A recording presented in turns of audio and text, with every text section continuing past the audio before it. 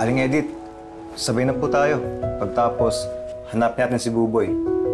Hindi. Kumain ka.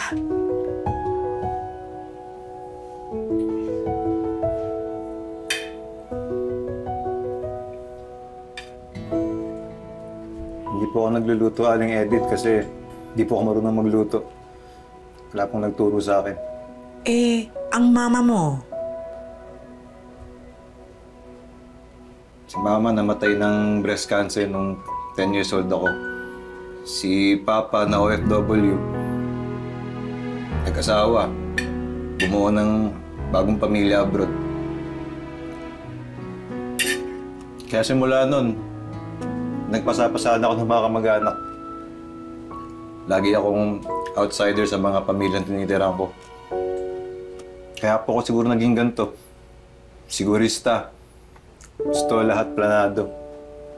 Kasi lumaki ako sa pamilyang walang kasiguraduhan. Watak-watak.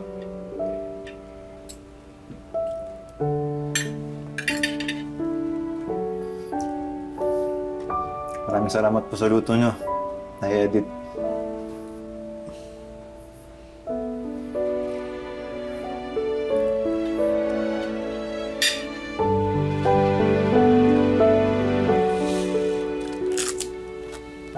Mauna ka na po, Nay Edith. Park ko lang tong kotse. Oh, sige nak. Ingat ka, ha? Sige po. Sir! Parking po kayo, sir? Oo, parking. O tara po, dito po tayo. Pabanti na lang po. Pabanti na lang po. Yan. Sige po, sagad po, sagad po. Hop, hop! Sige po, bawi po tayo, sir. Bawi po tayo. Yan, diretso gulong, sir. Diretso gulong. Sige po, atras, atras, sir. Sige po. Sige po. Hop! Ya! Yun, oh. May bayad ba yung parking? Kahit magkano lang, boss. Pangkain lang po. Ba pwedeng 100, bossing?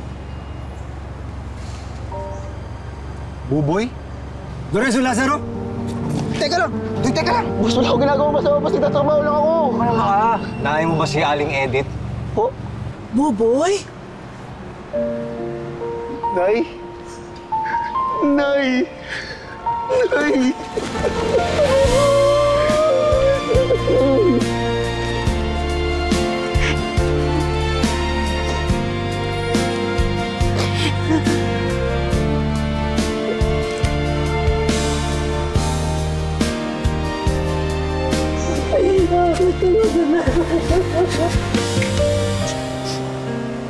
Lagyan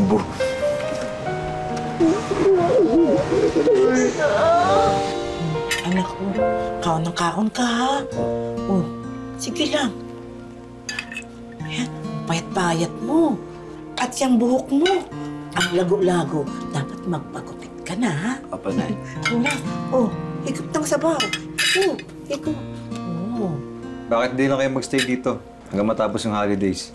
For sure, punuan yung mga barko biyaheng Visayas. Nak, sobra-sobra ng tinulong mo sa akin. Nay, basta balik na lang po tayo sa Cebu, ha? Sigurado ako wala tayong babalikan doon. Dito muna kayo. Okay lang yun, Nak. Kaya naman naming magsimula sa wala, eh.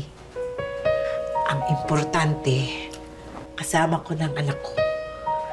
Kasi kami na lang ang dalawang pamilya. At alam mo, ang mas sigurado pa sa sigurado, kapag kasama mo ang pamilya mo, kahit anong bagyo, kaya mong harapin.